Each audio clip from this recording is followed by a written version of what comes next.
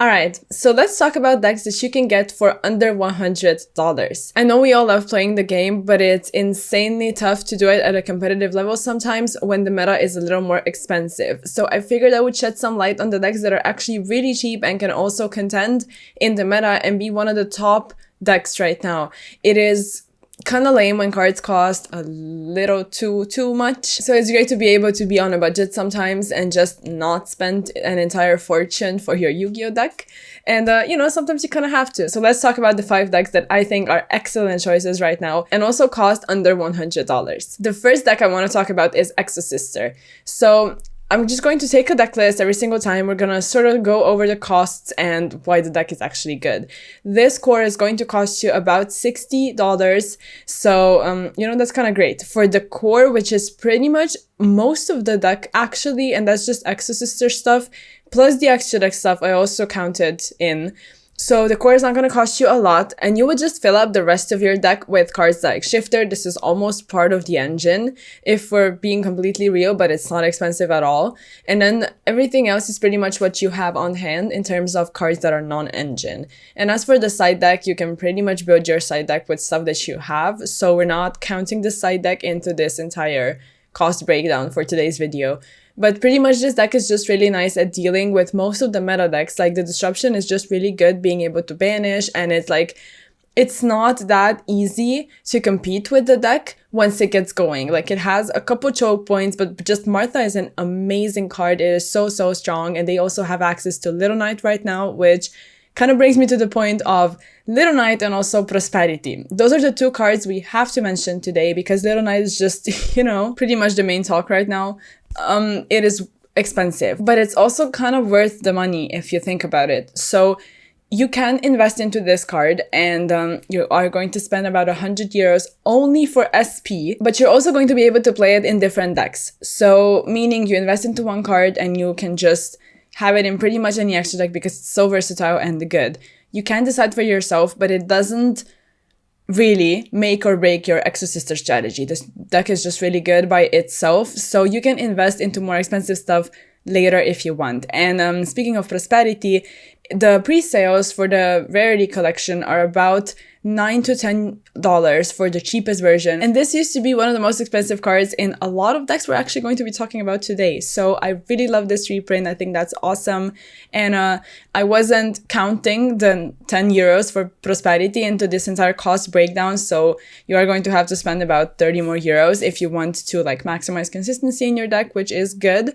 And then you can really decide for yourself what you want to do. But the core itself is not going to cost you a lot and the deck is good. And since we're on the topic of decks that run Little Knight as well as Prosperity, Sprite is actually going to be the next deck we talk about, and I'm looking down because I'm trying to find the cost that I wrote down for Sprite. So a Sprite core is going to cost you about 90 euros, sorry, dollars, but it's almost the same. So yeah, about $90 for a Sprite core. And what's really cool about Sprite is obviously that they are very versatile. And I'm looking down trying to find a couple deck lists. So let's look at the indie deck list, top 32 with Sprite. So this is a good accomplishment. And you also include Tri-Brigade stuff in the deck, which is not expensive by itself. Now, a lot of times Sprite can play Fenrir. This is another card you would have to invest into separately. But just speaking of cores, I pretty much counted everything there is in the a regular Sprite extra deck. So it is going to cost you about 90 because of the blues. It's kind of obvious, but the deck itself is probably not going to be hit any further. So then you can really just pair it together with so many different strategies. And we also have another deck list to look into, which is the adventure Sprite pile pretty much. So Sprite really has versatility going for it. And then it's just going to depend on what you already own or wish to invest into, but it is not expensive. I think it rewards just good gameplay and managing your resources well. And you can pair it up with runic stuff if you want, where the for hire side of things is also not expensive, and that's nice. You have Evo Twin versions.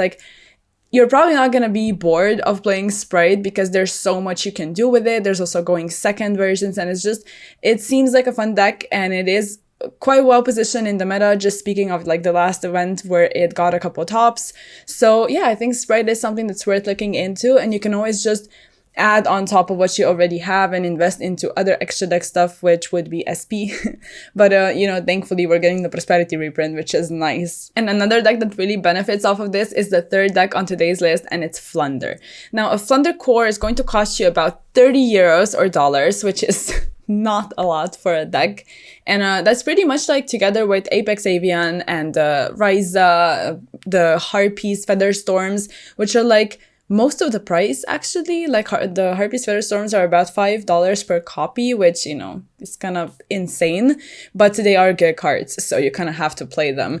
And then you just invest into the Prosperities and you are still under $100, which is just incredible. And Flunder is, obviously it's a shifter deck, so there's that. And also the actual engine is consistent enough where it just, does what Flunder does. So either they make you unable to play or just keep spamming the summons during your turn and getting to like a Ryza Disruption or the Apex Avian, or, just flipping all of your monsters face down, which is also really annoying. And then having all of the follow-up granted because every single bird is going to go back to their hand is also kind of busted. So yeah, Flunder. Also, not to mention Empen, which is also just there. Flunder is really good still and has always been this anti-meta contender, which was a little more expensive because of the Adventure Quick Play spell card, which also got a reprint in the Megatins, and that's great. So yeah, you're not going to spend a ton of money for a deck that's probably gonna piss your opponents off, but also if you play it well, I think you can go far with it. All right, so moving on to Labyrinth. The core is about $80, which is really nice compared to before, where pretty much everything was expensive because it was a core from a side set. But now the majority of the price is the Big Welcome, which you need to play 3 copies of. But let's think about this. If you already owned it from before, maybe because it wasn't expensive at all when it dropped, it was like maybe 3 or 4 euros, if I'm not mistaken, like upon release. I might be wrong, but it was really, really cheap. So if you maybe have that already, you're not going to spend $80, but much less actually. And let's talk about some cards that you can actually include together with the deck. And then we're going to talk about the elephant in the room, which is Chaos Angel. But first, the other cards, which would be like different trap cards. And if we take a look at a couple deck lists, like that would be, the Evenly, Skill Drain, pretty much everything that you play, a playset of Extravagance, which is good in the deck, like everything else that you may want to include, or like the King of the Sky Prison, which is also almost a staple in the side deck. All of this is going to cost you about 50 euros. But again, if you have a couple copies already on hand, you're going to spend way less. So the core is still under 100 euros, and then you can just add to it because, and this is going to bring us to the Chaos Angel issue. The deck was not played as this like synchro deck from the get-go. Like you could still play it very much control, almost stun like, with a couple floodgates, which you may already own as well.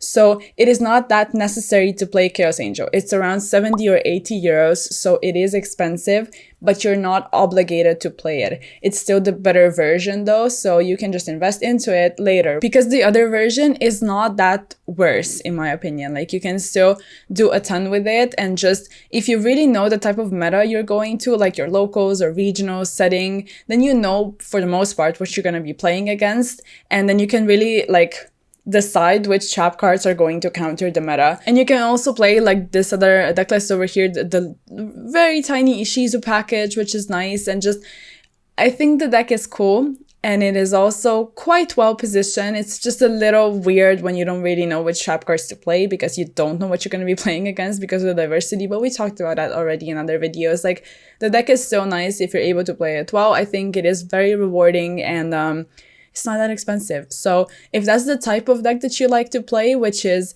very much like just control, trap, all of that, and just disrupting your opponent and capitalizing on it, then this probably is the deck for you. And as for the last deck on today's list, we need to talk about Branded Chimera. It will be kind of a shame not to talk about it, but on the other hand, it is not that insane either, like judging by the results that it had. I think it's so nice, and it may be better in a regional setting. Like it can get disrupted fairly easily sometimes, and it is not able to recover. On the other hand, sometimes it's just able to play through disruption and like hand loop you and do everything that it does. It's really going to depend, but the core is about $100, a little over. It's around 120, which isn't that bad still, you know.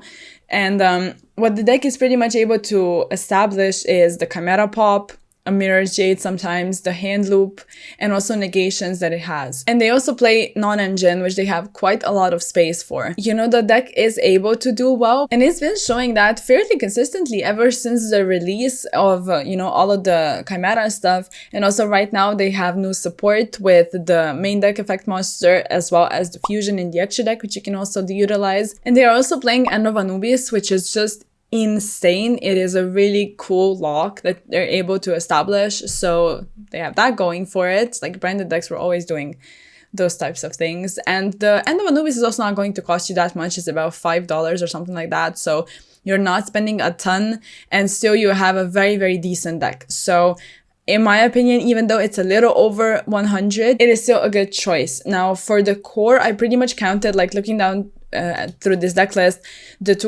two Guardian Chimeras in the extra deck, which is like the majority of the price actually, and everything else when it comes to the branded side of things, I did not count Prosperity. You can include it obviously, but you're gonna have to spend an additional $20 if you want to play 2 copies, or 30 if more. And also the Super Poly targets, I did not count those. Like, if you want to play Super Poly, that's like pretty much accounted as non-engine, so you can decide what you want to include in your deck.